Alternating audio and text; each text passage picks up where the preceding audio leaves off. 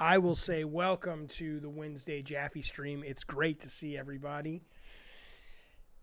Alpha Alley, first super chat of the day. You haven't even seen my beautiful face. Well, I appreciate that, man. It's very generous and very kind of you. We have a lot of fun stuff to talk about. Let me just get situated and set up. But we are going to talk today about, I'm in a weird mood. There's a lot of stuff going on in the world that just has me kind of a little creeped out and freaked out, and I like it. And so we're going to spend some time talking about it. I am doing well, Zon. Hello, Joe. Hello, Sam. Hey, yeah, I don't know who that is, Frank Hassel. I don't know who Frank Hassel is, dude. Okay. Now, Novodamus, you're working and listening to Jaffe. Good. Well, I'm glad you're here. Let's get right to it, okay? Mupo, thank you for the second super chat of the day. Very generous of you. Thanks so much, man. I very much appreciate it. Very, very much appreciate it. Here's the deal, folks. I was watching this documentary the other night called Hell's Highway. And it's a documentary that came out a handful of years back, and it's about the student films, or the films that they show students in high school in driver's ed, right? It's about getting them to be safe behind the wheel. So it's like Scared Straight. You've seen these, right? Or you've heard about these. I think by the time I was coming up as a high school kid, they had stopped showing these, but these were gory and graphic, and they were actually real highway accidents. And there was only one business in Ohio. This whole documentary covered it. And these guys would get calls from the cops, the ambulances, whatever, and said, hey, we got an accident out on the fucking old road by the sawmill or whatever. Get out there with your camera. And these guys would go out and they would film the actual victims of the accident. And this is a documentary about that, about sort of what it did to them, about maybe a little bit how corrupt potentially they were. But ultimately, these were real victims that were, I don't know how they got permission from their families or whatever, because a lot of them died. And to see the faces, the heads cracked open, the faces scraped off on the pavement, it was insane. I do believe that teenage fatalities in cars went down after they started showing these. I don't know why they don't show these anymore, but what they said, this was fascinating to me. What they said, they said at first we started showing the dead bodies, or the pain, the bodies in pain, real horrible stuff, and it worked. But they said we couldn't quite get the kids' attention. Do you know what they had to do? Do you know what they ended up saying was the secret sauce, the magic ingredient to get kids to pay attention to these movies and suddenly make them a lot more effective and a lot more viable as a tool to get kids to drive safer, right? Do you know what they said? Here's what it was. They said they started filming these things with sound. And suddenly, when these things had sound in them, and they played this on the documentary, so you could hear these people going, they were begging for their lives. They were like, please don't let me die. They were moaning in agony. It was, and you can't get it out of your head. When you've seen this documentary, if you want to see it, it's on Amazon Prime. It's called Hell's Highway.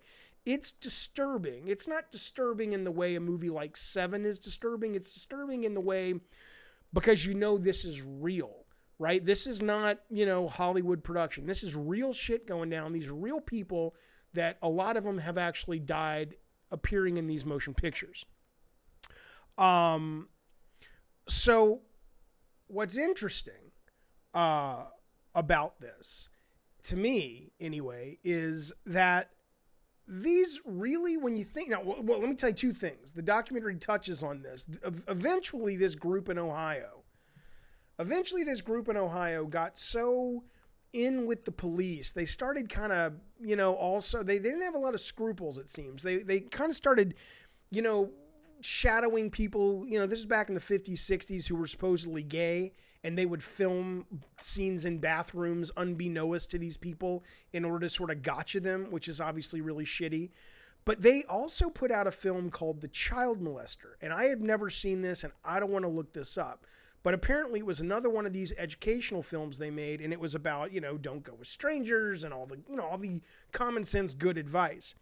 But at the end of the movie, The Child Molester, they actually showed the dead bodies and the mutilated bodies of these two little girls who had basically gotten taken by this child molester. I'm telling you, this documentary goes to some dark places. It's gruesome. It's one of those things that I don't really like to see, but I wanted to watch it. Well, I'll tell you why in a minute. I'll tell you why this is on my mind right now. Well, part of it is my kid's learning to drive. So I was like, do I want to watch this and show my kid?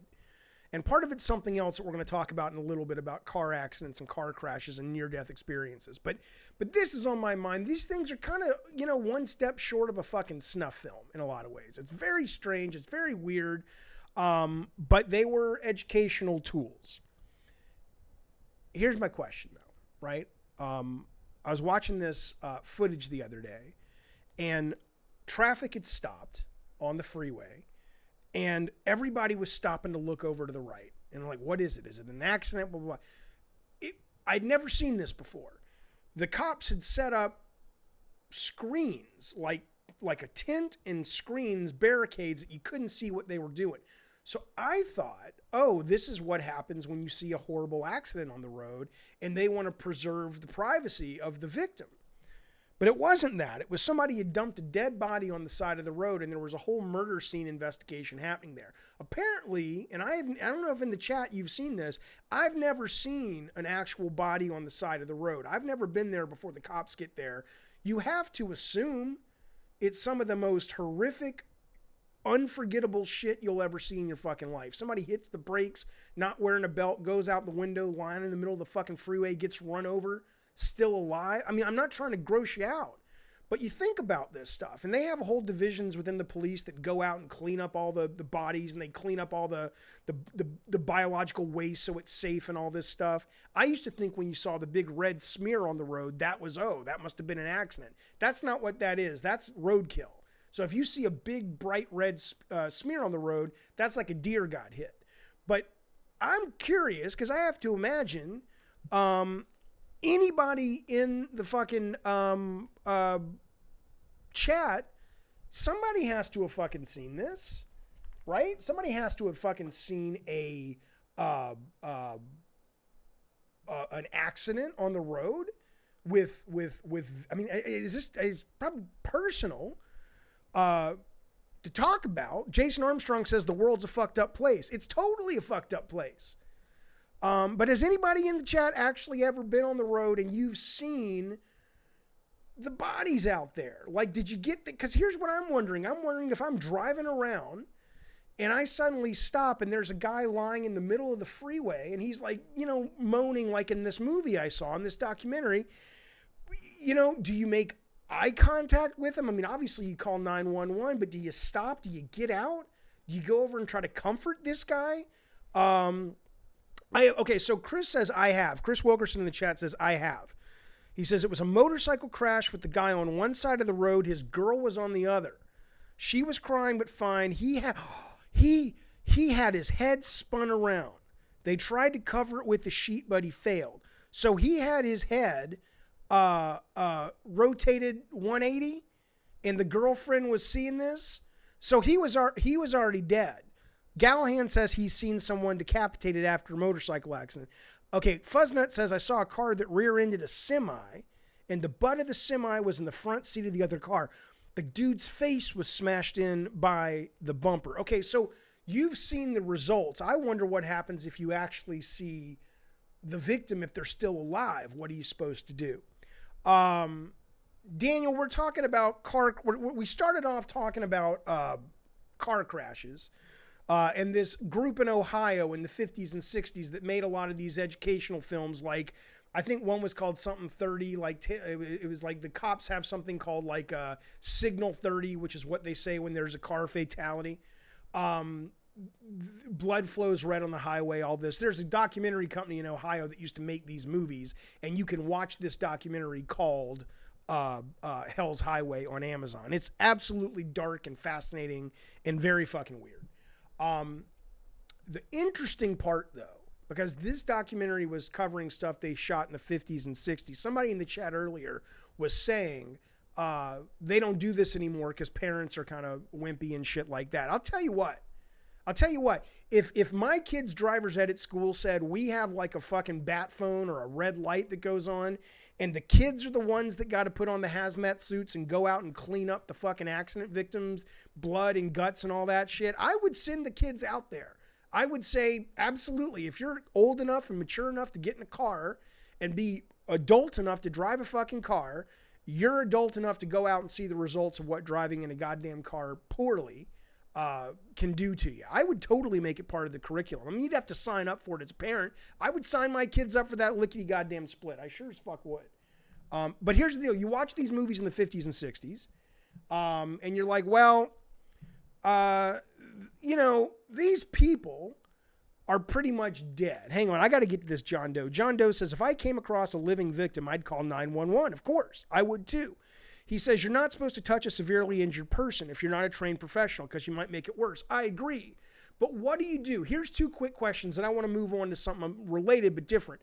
So this guy's lying in the middle of the road. You pull up. You're on the freeway. It's deadly to get out on the freeway. Do you do it anyway?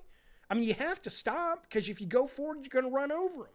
Do you roll your window down and shout? It's like, buddy, I got 911 on the phone. They're coming. And he's like, tell my kids I love them. You know, tell this, my wife. I mean, I don't know what you do.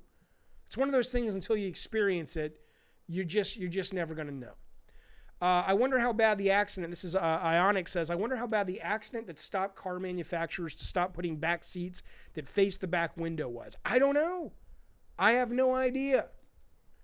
But I mean, you know, it's money with these guys, these fucking car makers. It had to have been something that made them go, maybe it was these films. Maybe people said, we want more fucking safety. Ralph Nader was a guy who went out there and obviously, you know, pushed the seatbelt law. Anyway, listen. Oh, shit. 616 says, my mom saw a motorcycle rider hit a car. She didn't give many details, but the motorcycle rider's head literally came off. Okay. Now, listen. Listen to this. Red Asphalt was dope. Thanks for the super chat, Affarally. I appreciate that, man. Third super chat of the day. We're rolling in the dough, folks. We're going to go make our own documentaries. In fact, if we raise enough money, I will start a school program that sends these rotten kids out to the goddamn accident sites and they can clean up the mess for themselves. Delta Gamer says if it was a cute woman, I would try to help. Can you imagine how shallow you have to be that if there's a woman lying in the road and she's clearly in distress and she's bleeding out and she's obviously, you know, 50-50 chance of making it, the only way Delta Gamer would stop is to go, well, if she's hot. I don't think they make puddles as shallow as you, sir, but that's fine. That's fine. Okay, listen. Here's the point, though. 50s, 60s, most of these people died. Today, the stuff they can do for you today, if you have one of these accidents, I went down, as I do lately, I went down a bit of a rabbit hole because I find this stuff fascinating. I did not know how far along, oh, that's horrible, electric lettuce. That's goddamn horrible. I did not know how far along face transplants and other transplants. We're going to talk about penis transplants too, but face transplants. So there's one of the shots in this movie where this guy had his face literally dragged on the concrete. His whole face was off. I can't imagine back in 1956, this guy survived. He's got to be dead.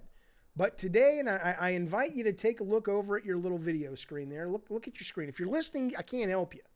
I can't help you. But if you're watching, I invite you to take a look at this. These are face transplants. The first one was 2005. I did not realize how far along this technology, this frequency of that. Now, I did look at this guy and I said, Jesus, if I could get I mean, that's a good looking dude. That's after his face transplant. I'd be like, if I could get a fucking face transplant, and they could say, hey, you could be a better looking dude, I would do that.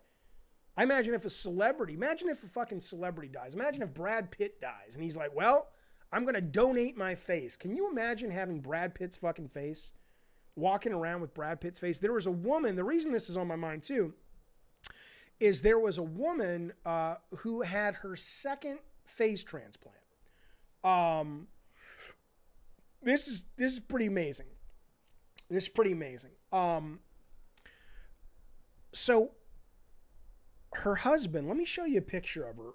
Her husband doused her with lye, which I guess, I know it's chemical. It burned her up. This is what she looked like after her husband did this to her. Watch yourself now. This is a little gory. That's what she looked like. Okay. She had a face transplant. Here you go. This is her second face transplant. God damn it, motherfucker. This is her second facial transplant. The first one was great for about 8 years. This is fascinating. This was fascinating to me. The first transplant this woman had was from a woman who died of a stroke in her 50s. Okay. She made friends with the daughter of the woman who died. They became great friends. Her family got to know her with a brand new face. And then she went on the speaking circuit and started talking to lots of people about, pushing through the hard shit in your life. And so 8 years later, the face starts to kind of give out. Apparently doctors are like, look, that's any kind of transplant. There's a fucking shelf life. There's a fucking shelf life, right? So she says the eyes, like her face got really tight and bruised and black splotches appeared because there wasn't getting enough blood. The day she knew she was fucked, her goddamn lips fell off. Her lips fell off her fucking mouth. Can you believe that? So she goes back to the doctor. They say, we have another face. We're going to put a new face on you. That's what you just saw here. Let me show it to you again. This is the face they put on the woman the second time. The eyeball's getting fixed, okay? But again, if you go back to these pictures here, this, again, you can tell someone's had some work done. But seriously, to go from this to this, damn, who wouldn't do it? But not the funny thing, I guess there's the word funny, but the tragic thing is this woman who got a new face after having another face, suddenly, I don't know, is she friends with the daughter anymore? It's like, I was only friends with you because you look like my mom. Or, can you imagine it being your wife or your kids and their face gets put on somebody, but they're an asshole? Like if their face got put on a fucking racist asshole, can you imagine? What do? You just don't look at them, I suppose. Golf Franchise says if they only had facial technology for the Elephant Man, and drops a big super chat. Thank you so much, Golf Franchise. I appreciate it. Very generous of you. I don't think the Elephant Man's problem was that. I don't think, if you know what the Elephant Man looked like, I'll show you. The Elephant Man was a great movie, but he had elephantitis and his face was just big fucking growths all over his fucking face.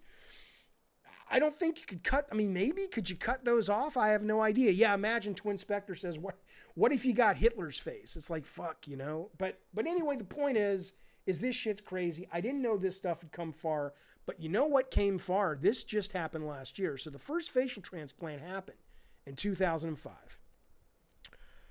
2018, brought to the world. Let me get this up here. You're going to go like, Jaffe, you get this up. Because what I'm about to say, 2018 brought to the world the first penis and scrotum transfer, right?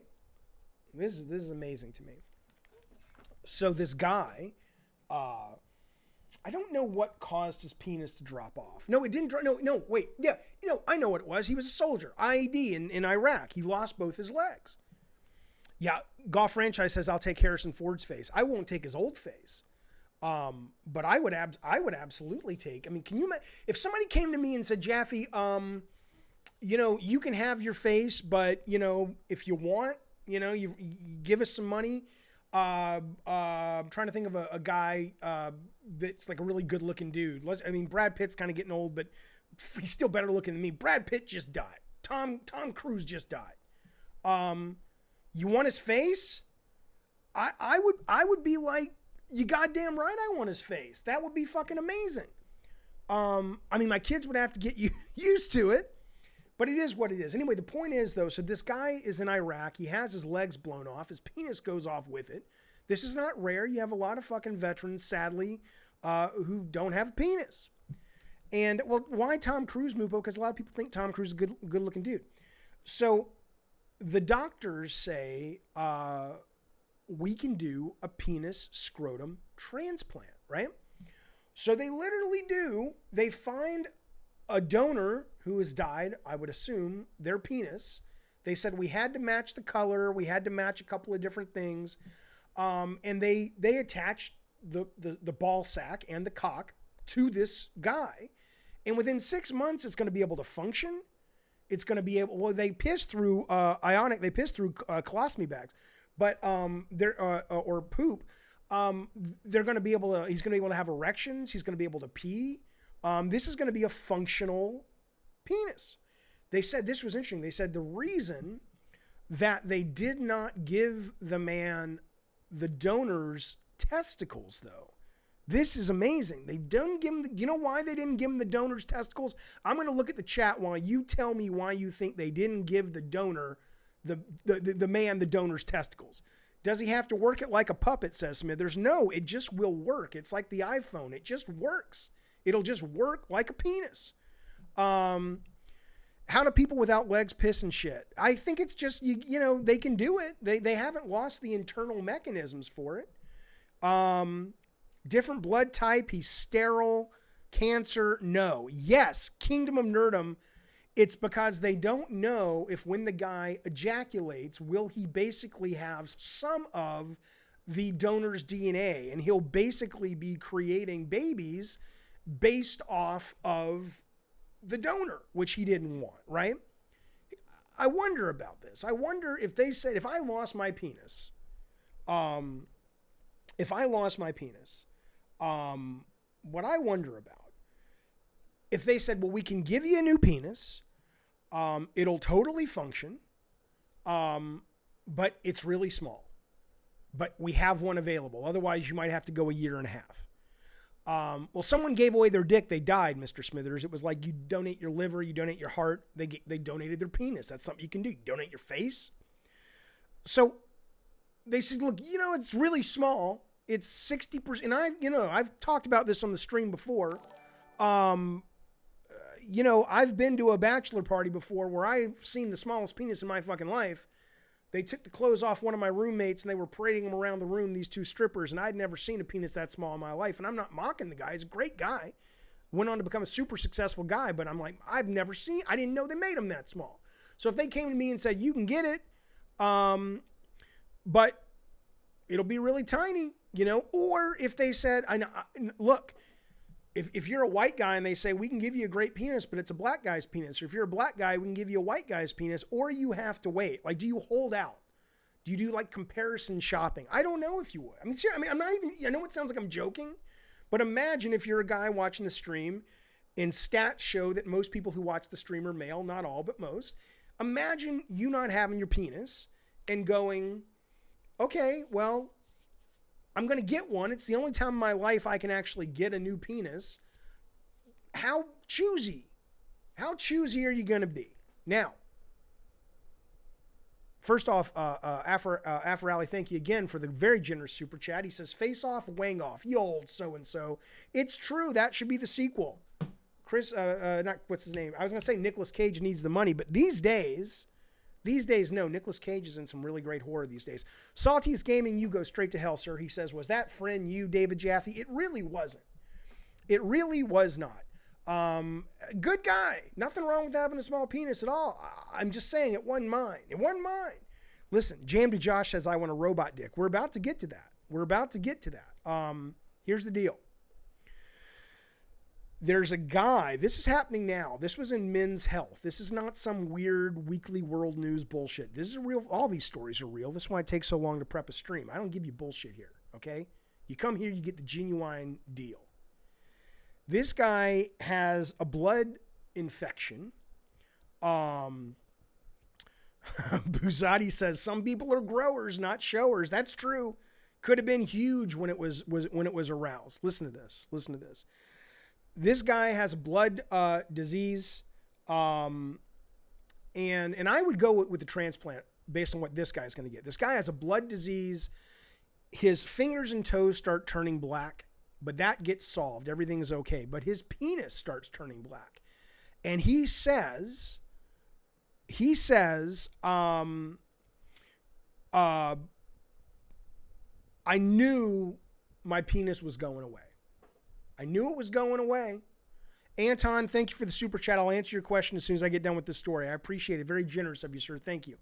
He knew his penis was going away. Lo and behold, I don't know what this day must have been like for him. I mean, was it gradual or was it instant? The penis fell off. His penis fell off his damn body, dropped on the floor, dropped in his pants. I don't know. Can you imagine? You're in a business meeting. It literally fell off. Yes. Imagine being in a business meeting or just driving and you feel this weird, you feel like a turd, like something just dropping in your underwear. And it's like, oh shit, that's my dick, you know? But anyway, the skin let go. Yes, it rotted. It decayed. Penis was gone. Okay. Have you not seen this story? This story is amazing. And I'm going to show you a picture in a second. The guy goes to the doctor after a couple years. He's like, I started drinking alcohol. I was depressed, understandably. He could still urinate and shit, I guess, again, through a bag and shit. So he goes to the doctor, and they say, we can cut a flap on your arm and make a flap of skin on your arm, right? Like that. And we can wrap, this goes back to Jam to Josh, we can wrap a bionic tube and they took veins from other parts of his body and they basically encased the tube with biological material and they grew him a penis on his arm. This was 4 years ago. He has been growing a penis. I'm going to show you a picture. He has been growing a penis on his arm for 4 years. He had a serious illness, so he couldn't have the operation. And then when that was ending, COVID kicked in. So he's waiting to get this thing off his arm. He's been basically having, what's the word? He's been having long sleeves. He's got to wear long sleeves, right? Because he can't go out and show it. Oh, I can show you the picture because it's pixeled out. Okay, I'm going to show you what this looks like. Here it is right here. So this is the guy who lost his arm, who lost his penis. There it is. This little, let me zoom in for you. This little section here is the dangling penis on his arm. Now, the thing about this one is, like, if I had a choice, I would go the donor route because the donor route is going to be able to have erections. He's going to be able to pee. He would ejaculate if they gave him the testicles. You know, it would be great. It's fully functioning. This guy has to have a pump integrated into this thing. So when he wants to have sexual satisfaction, I don't even know if he could be satisfied with it. He has to pump it up and inflate it. So I don't know if I would go if you have here's the point. This is a full service live stream. If you have the option, go and you have the need, I highly recommend going for the donor penis and not this penis is what I would say to you. Now, let me talk about this guy for a few minutes because this guy fascinated me and I spent some time doing some research on this. The first thing I was curious about was this guy's gone 4 years without a dick. Okay. He's gone, I think though he still has his testicles, right? So he gets testosterone. Yeah. So when he raises his hand, is it sexual assault? Yeah, exactly. I don't think anybody like punches somebody and you get punched in the face and then the dick slaps you in the face as well. Can you imagine the humiliation of getting punched by this guy? Ionic says, do you think he puts it in his mouth? Oh my God. That's a great question. Well, listen to me. Why not? Okay, I'm going to answer your question, Saltius. This is covered. Do you think he put it in his mouth? Oh my God. First off, Afrally, thank you again. 1 skin, 2 skin, 3 skin, 4 skin. Fuck you, motherfucker.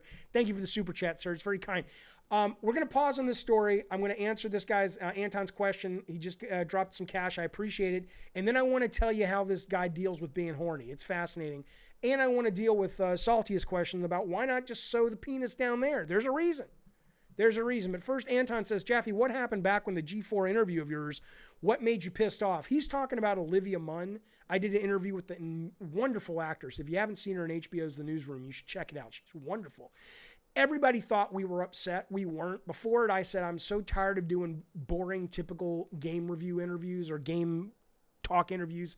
Let's do something crazy. And she's like, cool, let's just improv and riff about your penis. I said, great.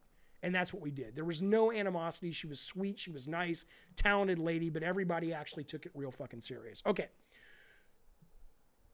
I'm going to be honest with you. I don't care what you say. I don't care what you think about me. Okay, well, let me answer Salty's first. Then I'm going to speak to Ionic's question. Salty says, why not sew the penis? Just put it down there now. Well, it takes a lot to connect it, first off, to connect it properly. But the other part of it is that the arm apparently was the biggest organ on his body, or the skin on his arm, that had enough nerve endings that they felt that he could at least have a sense of physical sensation when the penis was being used. So my assumption is, to Ionic's question, does he put it in his mouth? It must feel good. It must feel good. I'm not joking with you, because he can take it and it feels like the skin on his arm, and the skin on his arm apparently is real sensitive. Can you imagine? I'm just gonna tell you, I don't care. But if I had my penis on my arm and it functioned, I would suck my own dick. I would. That's terrible to say, but I would. You would too. You so would suck your own dick if it was on. If you could reach it, come on now, you totally would. But anyway, and don't sit there. Don't sit there and say you wouldn't. Buzzati says no. Fuck you. If you'll touch it, you'll suck it. That's going to go on my gravestone if I ever had a gravestone. If you'll suck it, you'll touch it. Come on, you know it's true. So anyway, I'll make it a donation goal. That's exactly right. I'll make it a donation. Daniel says you wouldn't. So if you had yes, you would, motherfucker. If you had a penis growing out of your arm, and that penis could give you sensation, and you were waiting like this guy in the picture I just showed you to have that arm grafted on your groin area, and you had to wait 4 years, you wouldn't play with it. Yeah, you would. Yeah, you would. You're an idiot. You're a moron. You know good and well you're just fucking lying to me. Now listen to me though. Here's what I looked this up. Because I was like, well, what has this guy done for 4 years? The guy's got to be horny as fuck because he's got his testicles. What's he done? There's only one way you can have an orgasm if you're a guy and you don't have, and I didn't, look, I'm going to be honest with you. I did not know this. I am 49 years old, which is more problematic that here I am, on a Wednesday talking about, sucking your own penis on the internet. That's probably the bigger crime I'm committing. But I'm 49 years old. I did not know about this. But there's one way. Yes, Uncle Fuzznuts, you can have a prostate orgasm. So I looked this up. I'm like, what the fuck? I mean, I know what a prostate is. But a man apparently, all you guys know this. How do you, I never knew anything about this. I knew I had a prostate. I knew what it was. I did not know it was a male G-spot. So yeah, you can go back there. It takes some work, apparently. I didn't do it. I don't do the butt stuff. Of course I looked it up. If anybody looks at this fucking browser history for finding shit on the stream, they're going to be like, what's wrong with you? That's where I find my shit. So Todd Howard says it's the best thing, bro. I did not know about the male G-spot. I knew about the female G-spot. But I had no idea about the I didn't know. Because I don't play around back there. What am I going to do back there? No, I don't. I leave it alone. I poop and that's it. Anyway, Jaffe's doing research. Fuck you, Daniel. Anyway, so that would be the way he could deal with it. Now, here's my question. I've a couple more questions. We're going to move on to a different topic. But let me answer Anton. Again, thank you so much for the money from across the pond. I guess you're in merry old England. Anton, it's very generous of you. He says, is there any chance for you to partner with Devolver Digital for your upcoming game? I love Devolver Digital. They totally fit my mentality. They have an amazing hit right now with Fall Guys, which I streamed yesterday and adored it. And my guess is when we go out with a new title, I will make them one of our first. Well, I won't make them our first stop because the first stop pitch is always the worst pitch. We made the mistake the first time I pitched Drawn to Death, we went to Microsoft. Microsoft was willing to fund it for a fee or for a price which we didn't think we could make it for, but it was the worst pitch I ever gave. The very next pitch was to a company that is not even in business anymore. They made the Zumba games. And after I'd kind of blown the carbon out of the pitch, it was great. It was to the guys who made the Zumba games. But we made our most important pitch to Microsoft first, and it crashed and burned. Anyway, Fall Guys is great. Anyway, but yes, so Anton, I will absolutely go there. Afro Alley says, I just poop, man. That's what I do. Thanks for the super chat again. Thank you so much, sir. But that's what I do with it. That's what I do with it. Yeah. My gravestone will say, if you can touch it, you can suck it. And Todd Howard's, because according to Hail to Starscream, that's what he just said, on prostate orgasms, it just works. There you go. Okay, so listen to me. The question becomes, how much, seriously now, whether or not you're going to get the arm growing out, the penis growing out your arm, or whether or not you're going to get a transplant, how much would you pay to get, like if you had to sell your home, right? If you had to give up going to college, would you live without a penis? Or would you be like, no, I will do anything. I will give up the money I was saving to open a business. I don't know, man. That's a tough one. It's a tough one. You know what? I don't know. I don't know. The older you get, the easier the choice is. I'm middle-aged now, so it's 50-50 to me. I imagine if you're 20, you'd be like, no, I ain't giving up my fucking penis. But if you're like 70, you're like, yeah, fucking take it. If you're Joe Biden, you're like, take it. I don't need it. Incubus says a penis is a must-have. Yeah, but I know you would keep it. I'm not asking you, CJ, if you get rid of it. I'm saying that if you had lost it, would you give up any of your money or any of your possessions to get a new one, is what I'm saying. I don't know. Last thing on penises, we're going to move the fuck on, because I want to talk about something about where all this is coming from. I will say, as I explored this whole penis thing, you guys keep saying keep the wang. Either I'm communicating poorly, or you guys aren't listening. I'm not saying, are you going to cut your penis off? I'm saying, if your penis got cut off, like these guys in these stories, or fell off, would you do anything to get a new one? Or would you be like, yeah, I'd love a penis, but I'd rather have a new deck for my house. That's all I'm saying. Saltiest Gamer, that's very kind of you to say. He says, this stream is the highlight of my day. You're very welcome, sir. He says, thank you. Could you watch porn with no penis? According to Todd Howard, you could. Todd Howard in the chat, not the real Todd Howard. You just get back there with your finger or a spoon. I don't know what you do to reach your fucking prostate. You can totally do it without a penis, I suppose. Maybe that just becomes normal. After a couple of weeks, you're like, that's just how I do it. I'm not giving up my deck. I just massage the prostate. I'm not going to put it on my arm either. Well, that's where it was the most sensitive for this guy. Maybe for you, it's your ear. You'd have a fucking penis dangling out. Can you imagine having a big old cock dangling out your ear? Somebody would make you you can have it, sir, but you gotta cover it with something. Somebody knits you like a little scarf-like thing to wrap around your ear penis. That'd be awesome.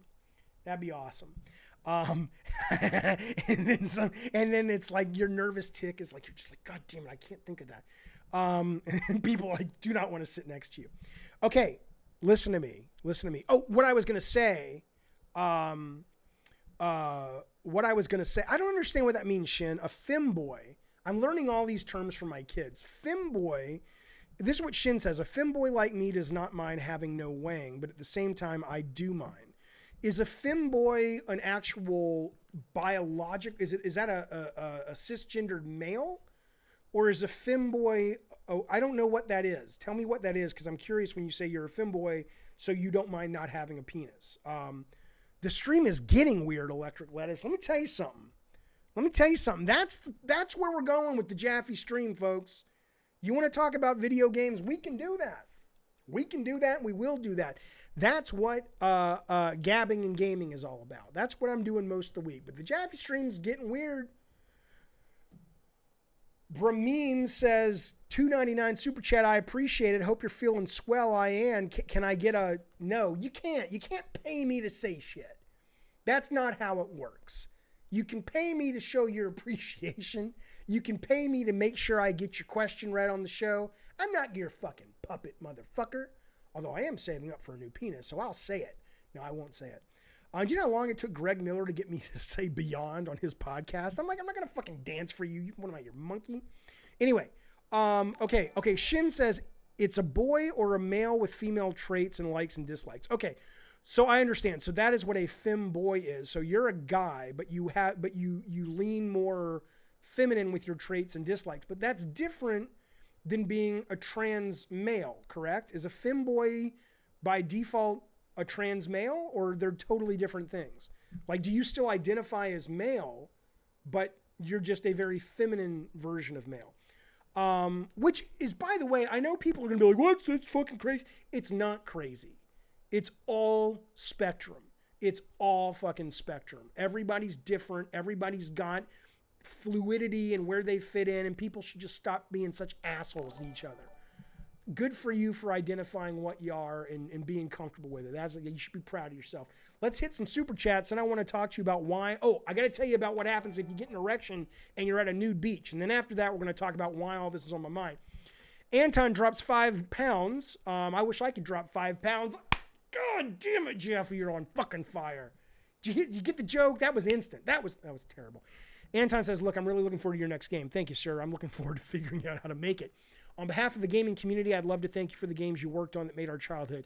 Anton, on behalf of all of us who made them, because as you know, it wasn't just me, you are very welcome, sir. They were hard to make for me, but I am very proud of my contributions to those teams, and I love hearing from people that the stuff that we worked on brought them happiness. Because you know what? I'm telling you something right now, Anton. I'm playing Fall Guys right now. I'm playing Grindstone right now, and I'm playing a great game called... it's this gun game I played on the stream yesterday. It's got a terrible name. It's something called something Guns Reloaded or something. All 3 of these games, I've just hit the trifecta. They are Fall Guys, the gun game, and Grindstone bring me so much joy lately that Gunfire Reborn. That's right, Joshua. Thank you. That the idea that we worked on games that contributed that same kind of joy to other people means a great deal to me. So thank you for sharing that. Mupu says, he drops a super chat. Thanks, sir. He says, no video game talk. Back to the freak with the dong. Yeah, this is not a real video game stream. I'll answer your questions from time to time, especially if you pay me for it. But yeah, if you want to talk games, I'll talk games all day long with you on Gabbin' and Games, which is tomorrow.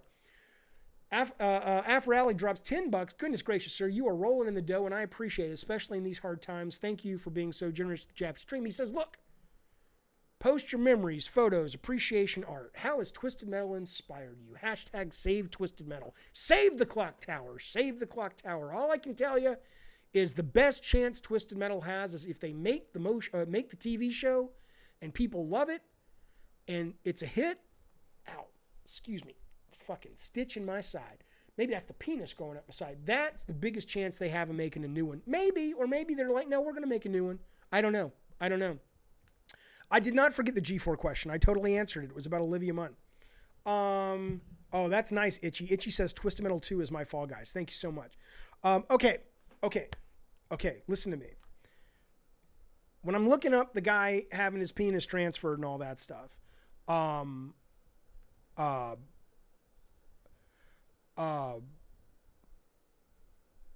don't know how this popped into my radar. I've never been to a nudist beach. I've never been a fan of nudity. I've seen documentaries on nudists. They're not usually good-looking people. I know that's not the point. I know you're not supposed to go to these places and get horny, okay? I understand that. But there seems to be it's like, I'm a nudist and I want to look like shit. It's all these fucking pot-belly old fucking people who are like, fuck it, I don't care. But anyway, the point being is I'm looking this up and I'm like, well, what happens if you're on a nude beach and you get an erection? Like, what do you do? What's the etiquette? Do you know what the etiquette is? There's 2 things. If you're sunning yourself on a nude beach, you're supposed to turn over. Okay, so if you get an erection, they say it happens. You're sleeping, you're relaxed, whatever. You're supposed to flip over and hide your erection. Stick it in the sand, Josh. You're exactly right. Snowfly is exactly right. If you're with other people, there was a guy telling a story. He said he was walking along and this attractive woman in her like 50s and her two daughters like in the early 20s came up and asked him like, where's the hot dog stand? He's like, I'll show you that. Where's the hot dog stand? And he was like, I'm terrified because I'm starting to get aroused. And it's like, that's when somebody pulled him aside and said, here's the thing, you need to use a towel. If you're at a nudist beach, you always walk with a towel if you're a guy to make sure that if it starts happening, you can just kind of hold it down there inconspicuously. Now you know, the more you know, the more you know, and I'm glad you know now. I will never go to a nudist beach. I'm not interested. Even if I had a fucking Adonis body, I wouldn't want to go. Jeff the Artist, thanks so much for the super chat. Very kind of you. Very generous. He says, remember to drink plenty of water. Well, I am drinking Diet Coke, which, contrary to the lie, is not, this will hydrate you. You don't get it. Shin says, I wouldn't mind. I want people to see my wang. It's not the point.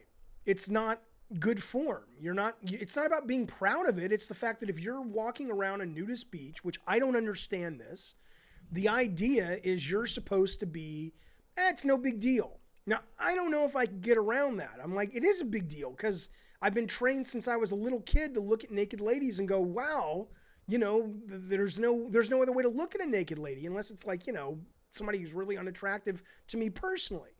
I imagine women feel the same way about men. Probably not as much because they're not as visual from what I hear. But anyway, the idea that I could go up to an attractive woman at a nude beach and just strike up a conversation about, hey, who are you going to vote for in the election and not have my mind wander, that doesn't mean I'm a sexist asshole. It just means I'm a fucking normal, not normal, but I'm a normal straight male.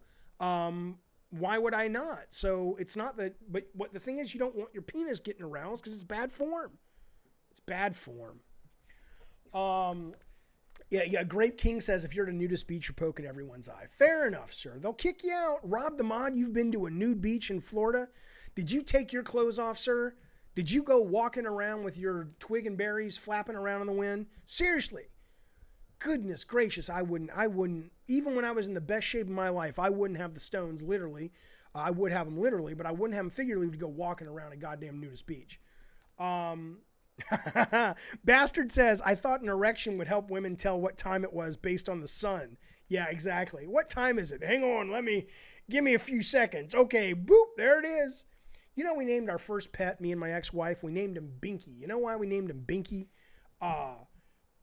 Because she was holding him upside down when we saw him in the pet store, and his little penis, and the cat penis is spiked. I don't know why there's fucking spikes on this fucking thing.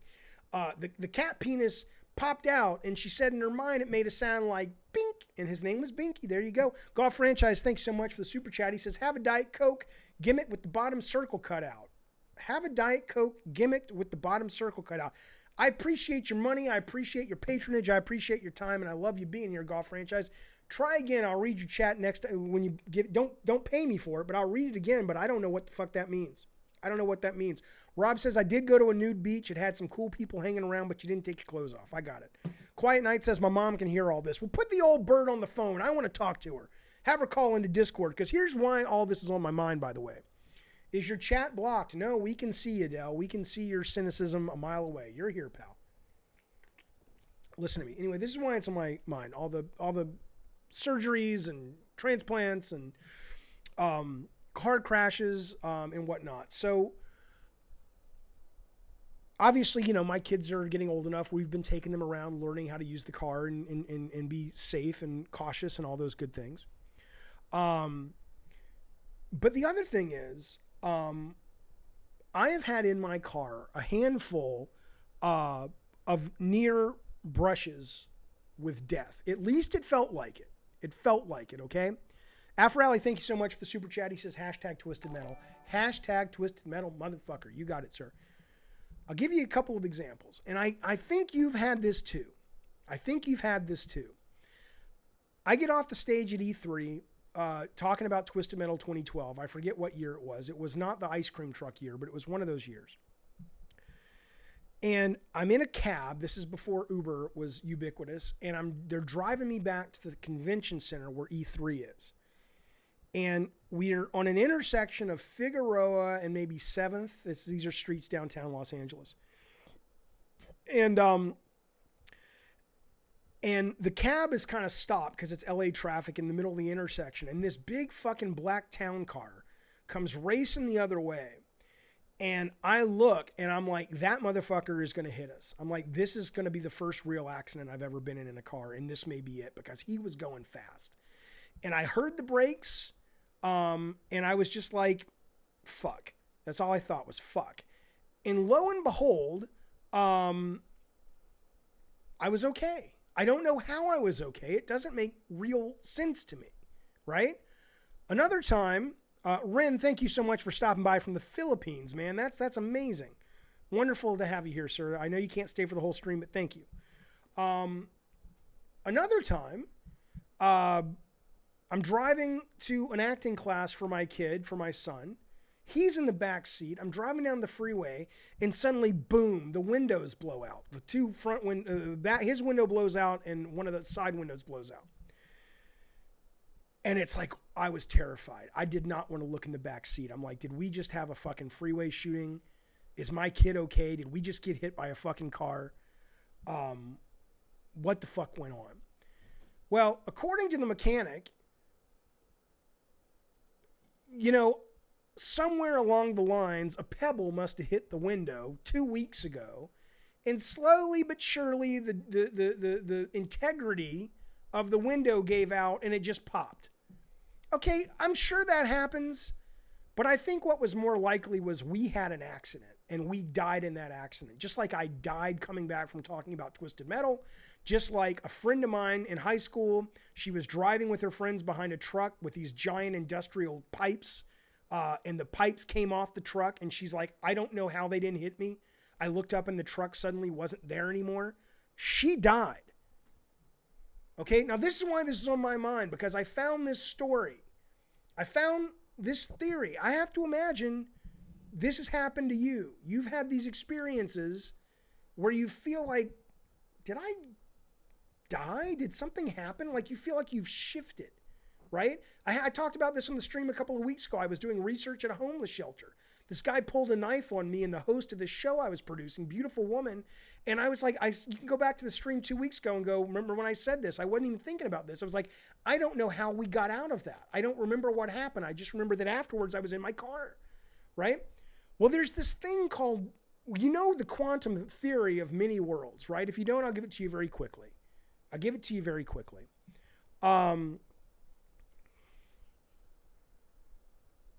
So this is believed by about 25% of physicists, right? It's not the number one theory about how quantum mechanics create our reality, but it's about 25%. A lot of people say Stephen Hawking believed in this. A number of kind of, you know, celebrity physicists who go on things like Joe Rogan and go on things like Neil deGrasse Tyson believe in this. The idea is basically that, I'm going to get this wrong, but the concept, the high concept is correct, which is what we observe becomes real based on the states of quanta, which is the thing that makes up even the smallest thing we know. And basically there's lots of variations on how things can go based on how they observe and based on choices made. So the many world theory says that for every conscious choice that is made, a branch of the universe is created. So it's like a choose your own adventure book. If you're driving down the road and you say, I'm going to turn left or I'm going to turn right, you actually do both. And there's a total separate universe of you turning left and a total separate universe of you turning right. And there are almost infinite numbers of universes. This is not science fiction. It is, but it is also a real mathematically, you know, proven, as much as this stuff can be proven, theory in physics that 25% of working physicists believe in. It's called the many worlds theory. Okay, I'm going to tell you in a minute why you can't die. But first, let me get to these very generous super chats. MDP Official says, my fiance is now a full-time mobile level designer. You're so proud of her. Good for her. Where's she working, what she's working on? You should be proud of her. That's a great job to have, and that's a tough job to get. Good for her, sir. Afro Alley says, Twisted 3 and 4 equal poopy dupes. I don't know, man. You should go back and watch the Twisted Metal stream I did about the endings. The guy, the executive who greenlit 3 and 4, explains why Sony had to make those games, and it's pretty fucking compelling. It's pretty fucking compelling. But thank you so much for another insanely generous super chat, Afrally. I appreciate it. Now listen to me. So the theory goes like this. It's called the quantum suicide experiment, okay? It's basically I can't say the names, guy, Schrodinger's cat. But the difference is they say if you put yourself in a box with a bomb and the bomb has a device that will guarantee it's 50-50, right? It's true random, that if you put yourself in a box with the bomb, 50% of the time it'll go off, 50% of the time it won't. The first explosion, okay? No. You're the observer. You're not the observer. You're the liver. You're in the box, right? You will not die because in the cases where the bomb goes off, reality will split because a choice has been made. Every single time the bomb goes off or doesn't go off, a branch of reality is created. So the branch of reality where you're conscious, where you're you, splits from the one where you die. It assumes there's no afterlife, but even if there is, a version for you will always live on, right? Until you get to a point where it's scientifically impossible. Like that's why they explain why eventually you can die of old age, because eventually if you jump from the Empire State Building, you're probably going to die even if you're 20 years old.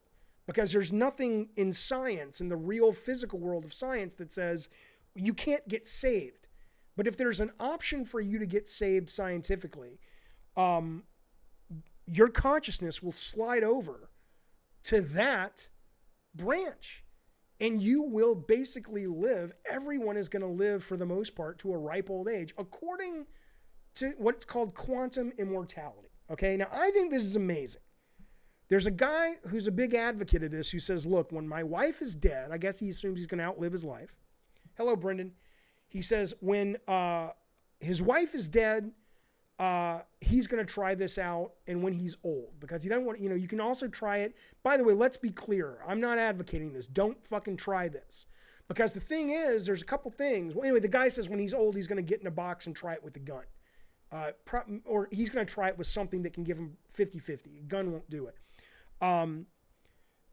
Because he genuinely believes mathematically this is accurate, okay? But don't fucking try this. Because you need to be here. You need to stay. Suicide is never an answer. Don't fucking do it. But the other part is that there are universes. Like if I got in the box right now and blew myself up, my kids would experience me as dead. Their reality would be the branch where I died 50% of the time. So, no, the Discovery is different. Is Discovery the movie Realism with Robert Redford, where they discover there is an afterlife and it creates all of these fucking suicides? That's a great fucking movie, but that's not about quantum. That's not about quantum immortality. That's just about Robert Redford's character discovers, holy shit, there is something after this, and suddenly half the world kills itself. Rob says, isn't the whole point of Schrodinger's cat that you don't know what happens? Yeah, but the whole point of this experiment is a human takes the place of the cat. So you're in the box. So Frosty so here's Frosty and I have been debating this over on the Discord. If you're not part of the Discord, you should join the Discord so you can tell Frosty he's wrong. Frosty's convinced he knows more than the scientists. So here's what he says in the chat. He says, LOL, that's not how it works at all. You're describing branching multiverses. Technically, you're splitting yourself and creating two parallel duplicates and one dies. Yes, it's not suggesting, Frosty, it's not suggesting that it goes out of its way to say we don't know. It's a philosophical question. If I get in the box and blow myself up in one reality and the other reality branches, I may still be the version that dies. But a version of me will always get out of that box. There will be a version of me that survives and can never die in that box. I'm not suggesting that my consciousness that is David Jaffe on this version of Earth and this multiverse is going to jump tracks to that consciousness. It may, because there are physicists there are physicists that say consciousness is kind of this own thing that does move and is kind of a quantum aspect in and of itself, and it will go to fill the void. I don't know if that's true or not. That's just philosophical. But yeah, no, they're basically saying that it's a version of you. Whether it is the you, we don't know. The experiment is not credible. It's only credible if you do it. The only way you'll ever know if this experiment works is if you do it. Don't do it. Don't fucking do it. I mean, because you'll never know. The only person we'll know will be the guy who puts himself in the box. We'll see the guy die. Anyway, the question I have about all this, well, there's a lot. I mean, you know, if this is true, and I'm not walking around going, this is absolutely true. How do you know it works, though, if you're the one that did it dies? Well, there's a version of you that will know it worked. It may not be the version of you that you call you. But hell, the version that woke up today is not the version I was last night. I mean, that's just the fucking way it is. You ever go to sleep and wake up? I'm thinking about me streaming yesterday. Yeah, I know that was me. There's a cohesion, there's a consistency, but I feel different today than I was yesterday. That was not in the Prestige. Was that in the Prestige, the Magic movie? I saw the Prestige ages ago. But let me tell you something. So Jerry says make a video game of this for real. That's why this blows my mind anyway. Every couple of months I find something else that makes me feel we're living in a fucking simulation anyway. What does this sound like to you? This sounds like fucking playing a video game and you die and you just come back. And you die and you just come back. I mean, this is simulation theory. It wouldn't surprise me if those two things were linked. How do you know you did it and it worked? Because you'll never die. The only reason you would know you did it and it worked is if your consciousness transfers to the new reality. It may not. If death is just a black void, you'll blow up and die. But a version of you will branch off from that path, and that version will continue to live. Scientifically, experiments must have a form of verification. Yeah, I understand that, but this is the thought experiment. This is saying mathematically, if you believe the math that suggests the quantum theory of many worlds, you can't believe that theory and not believe this theory. Only 25% of working physicists believe the many worlds theory anyway. But ultimately, they're saying if you believe the math and you believe the logic around many worlds, you have to believe this. But yeah, no, you can't do an experiment. You also can't do an experiment on black holes. All these are math thought experiments based on some things we can test and other things we're just assuming based on math. Gaming says, I really want something to believe in. It's just fascinating. Look, here's the deal. When I've got scientists telling me this shit's real, or at least this shit has a potential to be real based on math, that's a hell of a lot more convincing to me than I've got, religious people telling me, hey, here's something we read that was written in the Bronze Age. That's all I'm saying. Afrally, thank you so much. He says, Super Chat, he says, we're in a simulation of some kind. Well, here's the question, Afrally. Here's the question. Let's assume it did turn out that was the case. Let's assume we learned that we were, in fact, in a simulation. What do you think the response would be? Like, what do you think the response to that would be? Do you think we would have suicides? Do you think people would just become super hedonistic? Yeah, well, Salty says, what would you do if you found out it was a simulation? I was taking a walk the other night and I was looking up at the stars and I was just like, it would be so fucking cool and weird if suddenly the sky just glitched out for a minute and everybody that was looking up at the sky saw almost like a weird video effect artifact glitch, and then it went back to normal. It's like, what would that cause the world to do? Would the world just be... Would it be like, fuck it, I'm out? How do you explain births? I don't understand the question, Classic Krusty. Afrally, thank you for the super chat. He says it would be a program shutdown. It could be. Maybe the program's like, oh, when enough people become aware of what this is, the reason we're running the simulation kind of goes off the rails. Dane says he wouldn't care one way or the other. I'll tell you what. No problem, Thomas. See you later, man. I'll tell you what.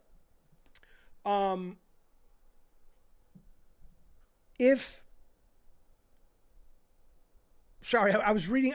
Edward says it happened on the freeway. He suddenly saw a burst to green. Could be. So, if we're in a simulation, And I knew it.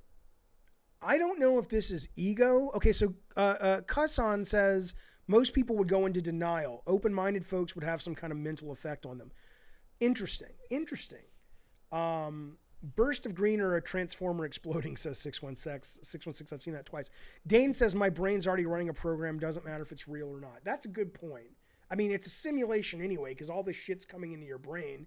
We live in total darkness. I mean, all this is just processed reality. We're here, but I mean, we're not even living in real time. We're living like X nanoseconds behind real time based on how long it takes the signals to process in our brain.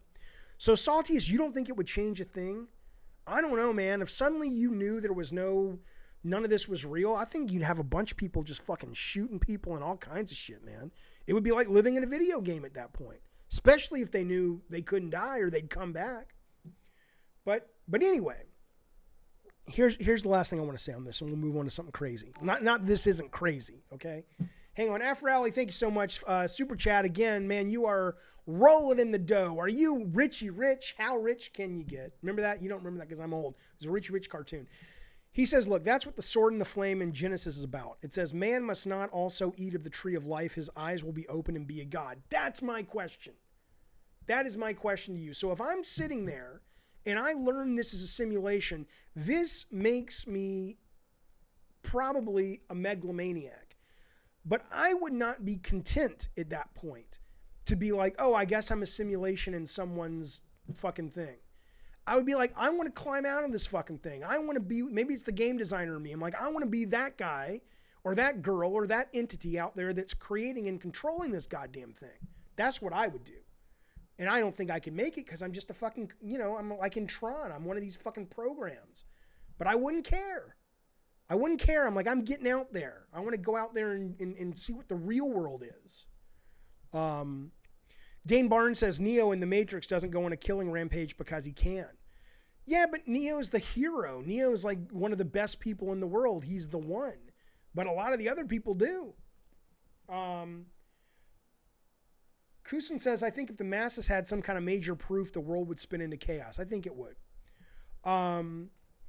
There is no way we can prove we're in a simulation where it's product, says Itchy. I don't know if that's true. I think there is a way we can prove we're in a simulation. There are certainly ways we can. In fact, there are experiments being done right now. Oh, there's 2 experiments. I'm going to get off this, but I want to say something. There's 2 experiments being done. One of them right now, it's going to take a while, is to actually get closer to the fact that could we be in a simulation. It's a real fucking science experiment.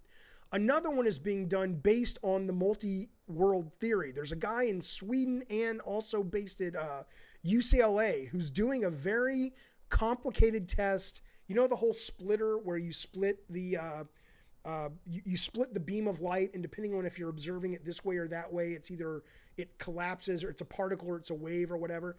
He's doing an experiment to actually prove yes or no if multi-worlds makes any sense or not. So that's going to be fucking great. Anyway, super chats. Let me get the super chat. Jappy, the super chat is thankful to you in the stream, says Mupo. Thank you for that. It makes my day. It's entertaining, interesting, and fascinating. Well, I appreciate it. I appreciate you coming here. And he says also 616 entertainment rocks. I agree.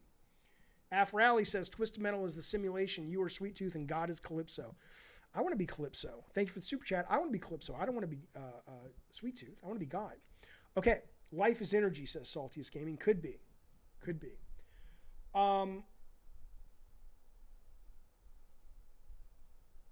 We're going to move on from this. Because if we have proof we're not in a simulation, what about the Russian vaccine? Sorry, Mario says, what about the Russian vaccine? I don't know. I don't know what to tell you about it. I don't know if it's real or not. I have no idea. I agree. Hey, Logan says images in the neural networks of our brains look very visually similar to photographs taken of galaxies. The fractal similarities are fascinating. I agree. There's a whole theory about that. I forget the name of the belief system that pretty much says the universe is alive and we are basically bacteria living in this universe. And the universe is just like a person. Okay, listen to me though. Here's how we know though we're not living in a simulation. Because we know we don't have this yet. If you look over at your screen, Here's how we know we're not living in a goddamn simulation. Whoops, that's not right. That's my Spider-Man screensaver. Look at that beautiful piece of art from Joe Quesada. This is a baby. It was born in Germany in 1735. Okay, this is a baby in English called the Chicken Man. A woman gave birth to this baby that had I'm going to show you a real picture of it. They saved it, but this is the drawing of it that the doctor who delivered the baby did. Woman gives birth to this baby. It looks like a goddamn chicken. It's got a beak like a chicken. It's got claws like a chicken. It's got this kind of rooster head, whatever, like a rooster. The woman died 4 days later. She couldn't handle it. She was beside herself because the community had thought she had fucked a chicken. They had thought that maybe a chicken came and sat on her when she was naked and impregnated her. They thought she was collecting eggs and she put them in her vagina and there was semen on them or something and she put them in her vagina to help carry it. They don't know. But they thought she had had relations with the chicken and this was the result. Let me show you the actual thing. They saved it in formaldehyde. That is from 1735. That is real. This is not Ripley's Believe It or Not. This is in a science museum. This is a real fucking thing called the Chicken Man, okay? Now, here's the question. There's a lot of questions, but here's a question. Hang on. So, the idea, this got me thinking about well, yes, Peter, you're right. You're right. In this case, this was normal deformity. This was 1735, though. They didn't know anything about it, okay? It was dead at birth, yes. Okay, but seeing this, of course, made me go, well, people have to have tried human-animal hybrids. They have to have said, what happens if we impregnate a lady or the lady impregnates herself with a fucking animal? What are you going to get? Now, most of these things don't come to term. They don't get born. The body, rightly so, I would imagine, rejects them. You can't fuck a pig necessarily because it doesn't have the same number of chromosomes, on and on. There's all kinds of reasons.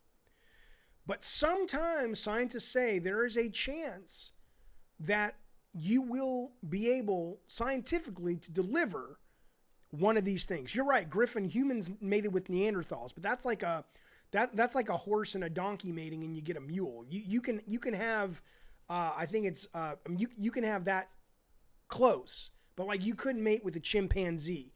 You could do it, but the chances of anything being born would be incredibly rare. But it is possible according to scientists, okay? Now listen to me. By the way, I want to show you a video real quick before I tell you what I'm going to tell you, because there are some examples out there that are pretty amazing that people are saying this is real.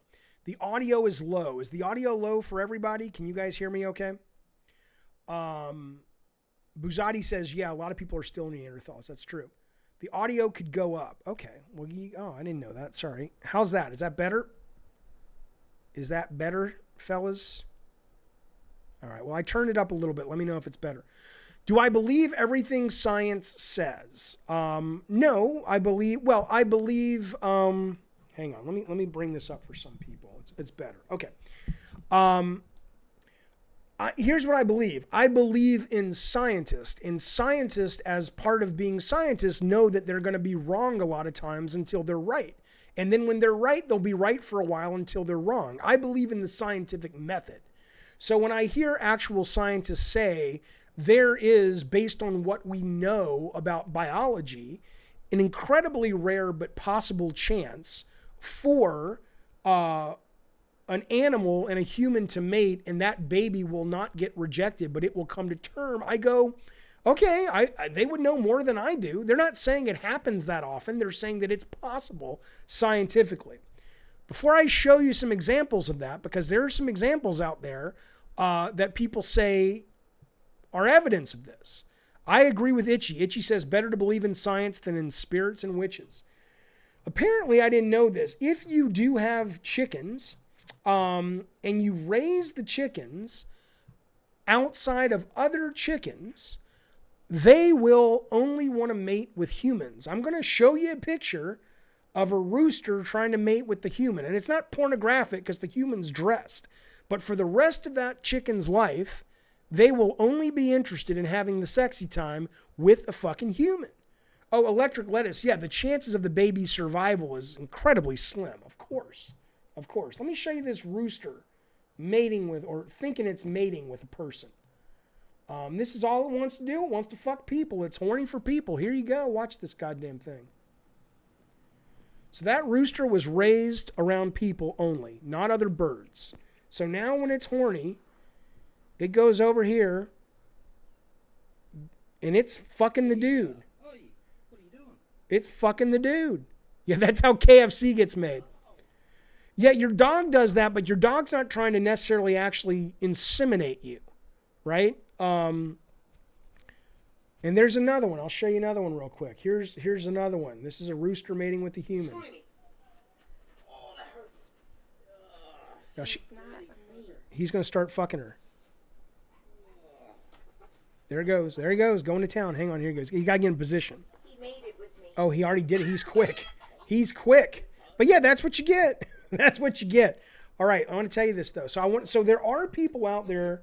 Hang on. Stop talking. Fucking videos. There are people out there, though, that say, look, man, this shit is possible. Okay? I'm not going to show you this video because I'll probably get a copyright violation. This is electron microscope showing stem cells from humans being put into a pig. Okay? They have basically fertilized a pig. Here's what they did. They took the DNA of a pig, they took out the part of the DNA that grows a heart, they put stem cells into the pig so it would grow a human heart. This happened recently. Let me show you what it looks like. Here it is. They basically said, there it's going in. I don't want to play it for you. I don't want to get a copyright violation. And they're saying this is, if this works, there it is. That's the beginning of a human heart inside a pig. Okay? They're basically saying that if this works, they will be able to grow organs for humans inside pigs. Now, right now, it's not ethical.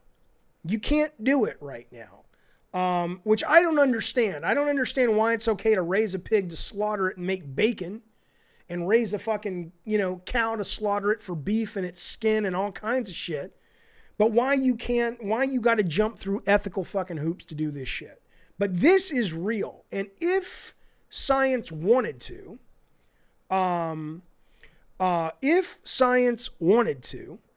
Captain Hogwash says pigs are stupid. They don't care. Although, of course, he spelled stupid wrong. So maybe it's not the pig that's stupid. But if you wanted to, though, you could go into a woman or a pig and you could remove certain things to help guarantee that the hybrid baby would be born. Can you imagine that? Can you imagine a reality TV show? We're coming. It's coming. It's like give the mother $2 million. Make sure we've got $10 million set aside to raise the baby if it fucking lives. And let's fucking make a pig baby and see what fucking happens. I know it's unethical, but I think it's fascinating. Okay, but Dane says this is a problem because giving birth to it could lead to a life of suffering. You're not wrong, but let's try it, because how many animal experiments that have led to wonderful human innovations in medicine have been the result of animals having to suffer for it? We do it all the time. We do it all the fucking time. You're telling me that we're not going to build hearts? We'll fucking, bomb people for oil and land, but we won't harm the rights of a fucking pig that we'll kill for bacon because that pig could grow hearts and kidneys for people? I don't think so. I think that's where we're going. But let me show you some quote evidence. It does sound like a Nazi experiment. I know. Hello, Metalhead. Good to see you, sir. Everything's good. I hope things are good with you, ma'am. So Retro says, I don't agree. We have better measures that don't include unnecessary pain and fear in a creature's life. If you're telling me we have measures that can grow a human heart that can then be transplanted into a human, and we don't need to hurt anyone to do it, I think that's great. Twin Spectre, I agree. I would prefer to have a cyber part as well. But if they're basically saying we don't have to do it, or this is the way to do it, and it's a guaranteed transplant that's going to be successful. So Retro says we can grow it in a lab. Okay, but if we can grow it in a lab, why are they doing this now? This is not from 20 years ago. This is now. This is like 2019 when they did this experiment, and it was heralded as a big fucking success. So there's got to be some reason these scientists are saying we want to do this. But let me show you anyway. Again, like the scientist said, sometimes there's a chance science finds a way. And you can have a human-animal hybrid. This is the closest we're going to get to seeing one. I'm going to show you this one. This is a baby that was born from a mother. Now, it could just be deformed, but this is a real baby that was born and died right when it came out the womb. Probably was stillborn. But here you go.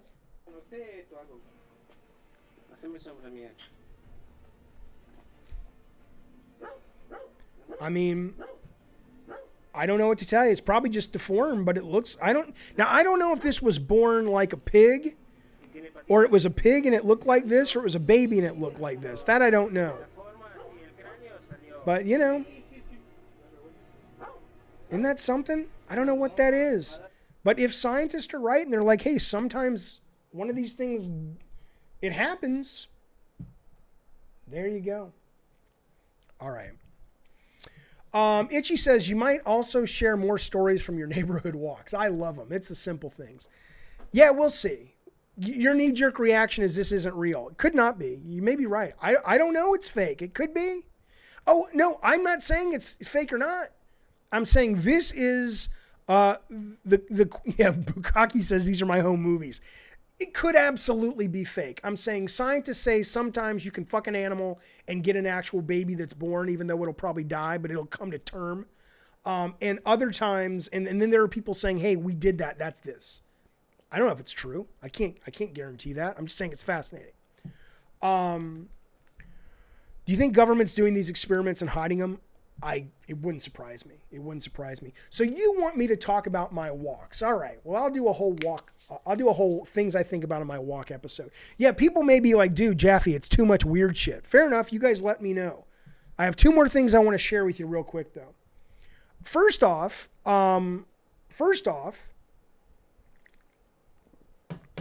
look, I'm not a big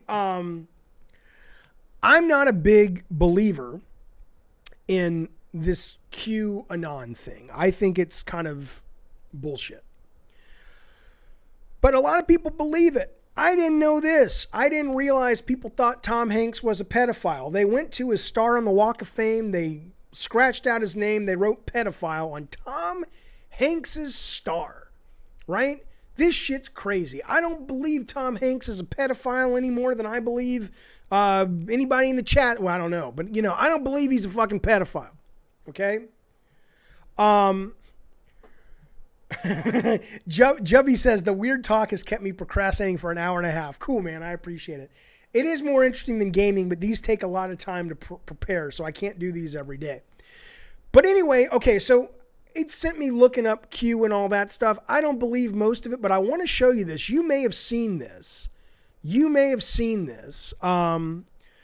This is a video from a woman. Did you see this? She got a troll doll for her kid's birthday, right? And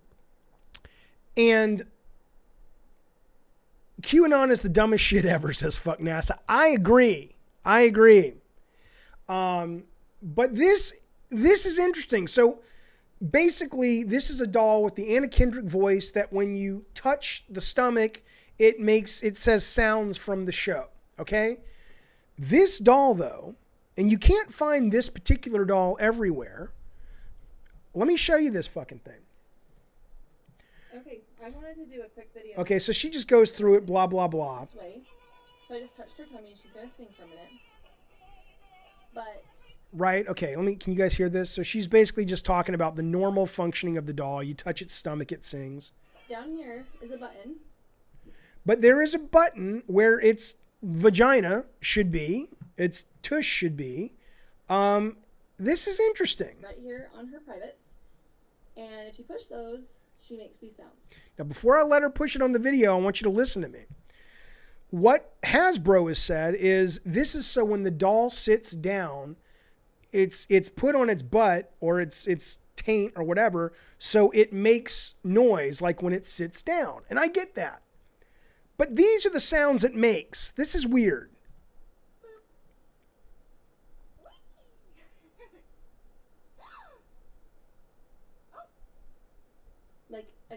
So people are saying, these Q people are saying, and I don't believe this, but they're saying this is grooming children to basically go with pedophiles. It's making children comfortable around the idea. Oh, you can't hear the video. Let me turn it up. Let me play it for you again.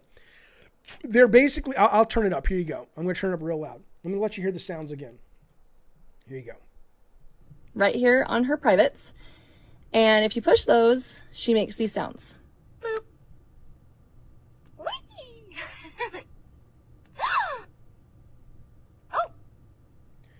Now, why would she make those sounds when she sits down? That's all I'm saying. Do I think Hasbro made a toy that's grooming people, children, to go with pedophiles? Of course not. That's stupid. But it is weird. And do I believe Hasbro made a toy that says when the doll sits down, it should make funny sounds? Absolutely. That's what a great toy design. But those are weird sounds to play when the doll sits down. I agree with that. But no, there's a lot of people that believe Hollywood's full of pedophiles, that believe Tom Hanks is a fucking pedophile. It's the craziest goddamn thing I've ever fucking heard. But Hasbro has recalled these dolls and said, yeah, we apologize. That wasn't intentional. And of course it's not intentional. Who would think that was intentional? I mean, some people would.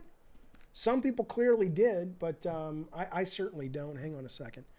Where did I put that goddamn thing? Where'd it go? Hang on. I hate that with Windows. Sometimes you lose your fucking window, kids, and I can't find it again. Okay, where'd it go? Oh, there it is. Okay. All right. Fellas, this has been the Jaffe stream for Wednesday, August, what are we at? August 12th. Here's what I'll do right now. Here's what we do with this part in the Jaffe stream. I'll take any questions for the next 20 minutes, 15 minutes. If you guys want to call in, if you guys want to talk about whatever you want to talk about, any video games, whatever you want, I'm going to have myself a Tootsie Roll, give myself some energy. And if you want to talk, great. If not, we'll wrap it up and I'll see you tomorrow on a Gabbing or Games. I would like to know this question. Help me out with this. So today, I decided to focus mostly on the same kind of topic. I didn't really get into a lot of personal stuff. I didn't get into a lot of news stuff. I focused on just weird, interesting stuff. Was it too much? Would you like to have heard a more variety? You want to hear about that? You want to also talk about Kamala Harris? You also want to talk about an epiphany I had about my kids growing up too fast? Or is it like, no. We like it consistent. Tell me that. Other than that, let's talk about whatever the fuck you want to. Oh my God, Tootsie Rolls are the best. Okay, 616 says, thoughts on the Hillary email, which says, with fingers crossed, the old rabbit's foot out of the box from the attic, I will be sacrificing a chicken in the backyard to Mulach. I don't know anything about that. Ever been high on cough syrup? No. Well, I'll tell you something.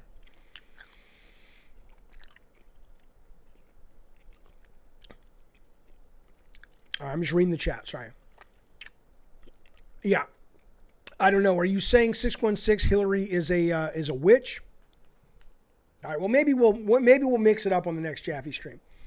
Let me tell you something. Oh, Retro says, what's the likelihood of jumping to console game design after mobile design? Does it hurt considerations? No. Look, I know. Chewing close to the mic. Sorry. Okay, let me focus. No, all that matters is you come to the table with a good portfolio, good ideas, good interview skills, good things you've done. Obviously, the closer you are to what they're looking for, do you know the tools? Do you know Unreal? Do you know Unity? Have you done console games before? Have you done the exact kind of game they've done before and you've done it well? All those things will help.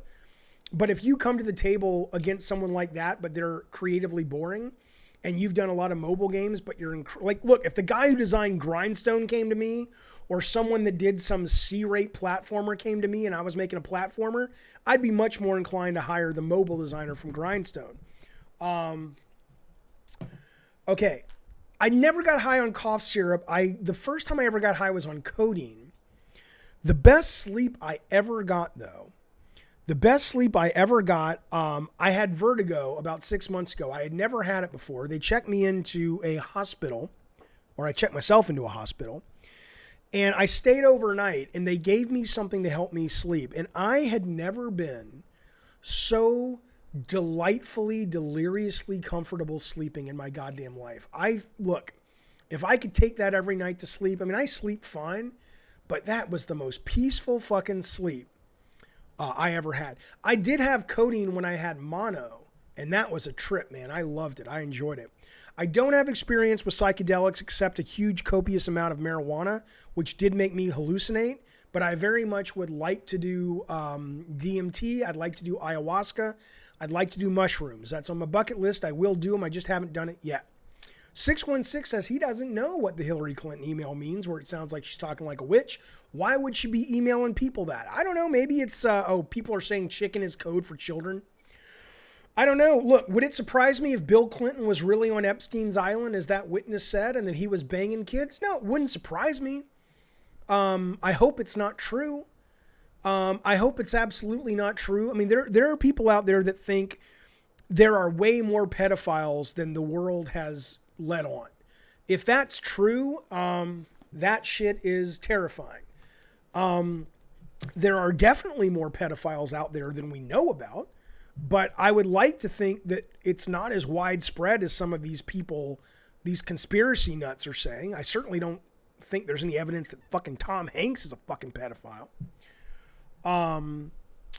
I got an agent that's trying to shop me to 343 Industries, maybe for Halo. Be careful with Halo, man. What are you doing right now? What is your job right now? Or what is he shopping you for? You just tweeted me the box art for UFC 4. Is that the worst cover for any game ever? I don't know. Let's take a look at it. Let's bring that up, shall we? Hang on. We are going to look at the box art for the new UFC 4 from our pal at 616. Hang on, buddy. Oh my. Wow, that's UFC 4. Hang on, let me bring it up for you guys. That's horrible.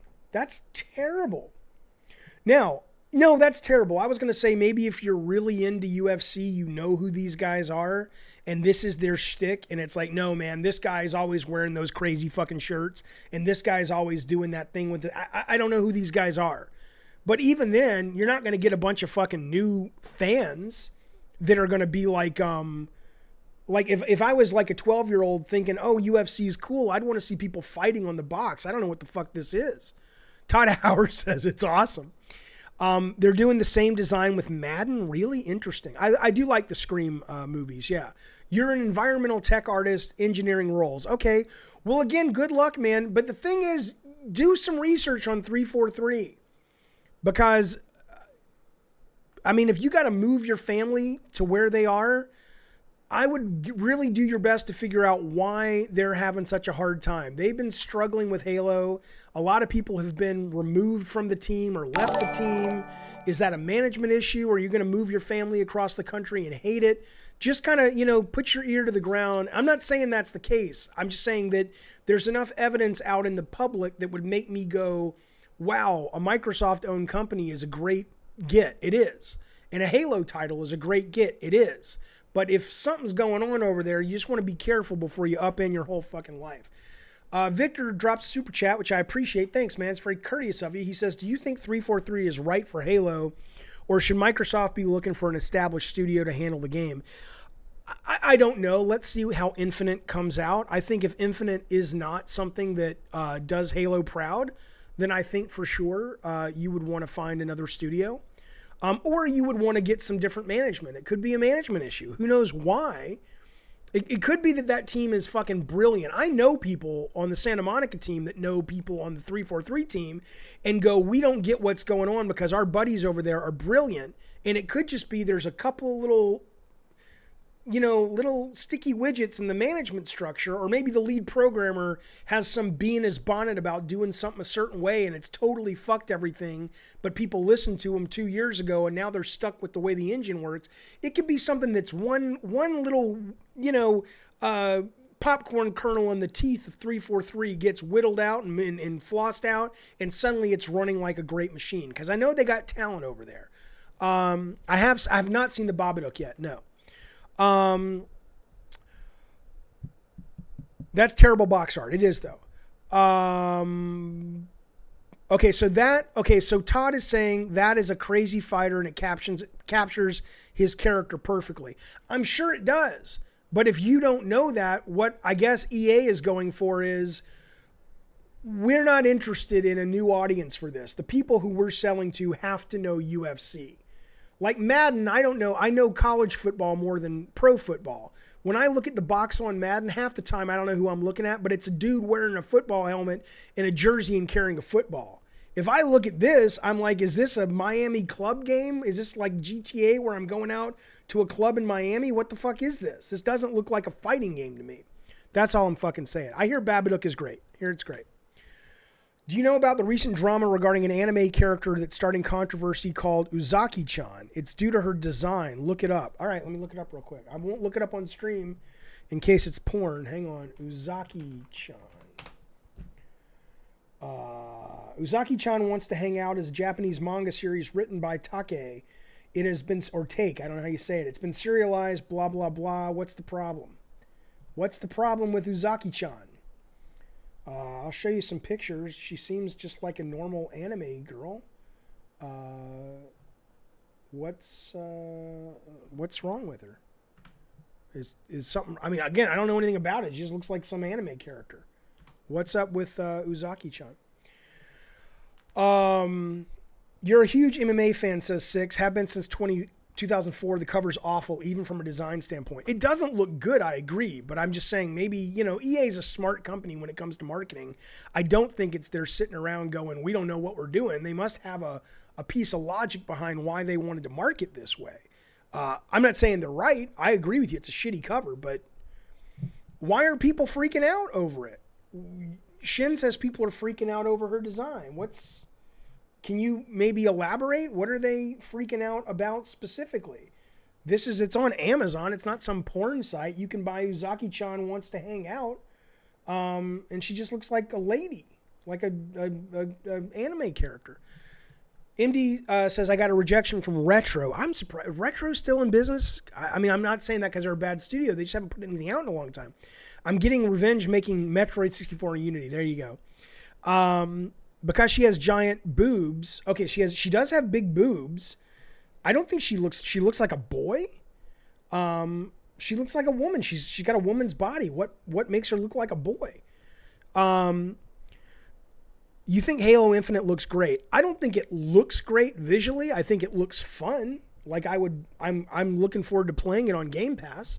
I don't look at it and go, holy shit, it looks like, I was playing Destroy All Humans remake with everything turned up to ultra on my PC. It made my PC hot as a fucking Skittle.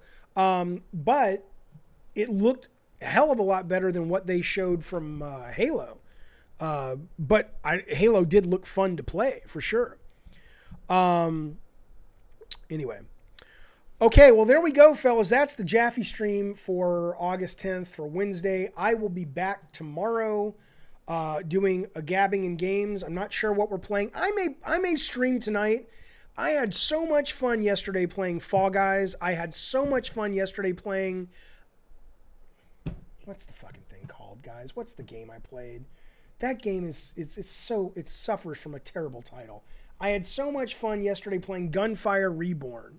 That I may be streaming those tonight, but that might be on Twitch or just like a silly throw-off stream. It won't be a proper games and gabbing stream, and I'll probably delete it when I'm done streaming. So maybe I'll see you there tonight. If not, I'm doing games and gabbing tomorrow, and I'm going to shoot for a Jaffe stream on Friday. It may be a game stream. Either way, I'll be here tomorrow at 3. I'll be here Friday at 3. And I hope to see you. Thanks for the good conversation today. Thanks for just showing up. I appreciate your time. I appreciate the super chats. I appreciate y'all. It's so much fun to do this. And I got to play God's Basement. It is on my list. Fall Guy is great. Rob, I know, but they got to do crossplay. Good to see you guys. Take it easy. Be safe out there. Wash your goddamn hands. Wear a mask. Fuck you, Delta Gamer. You're trying to be the new hogwash. You'll never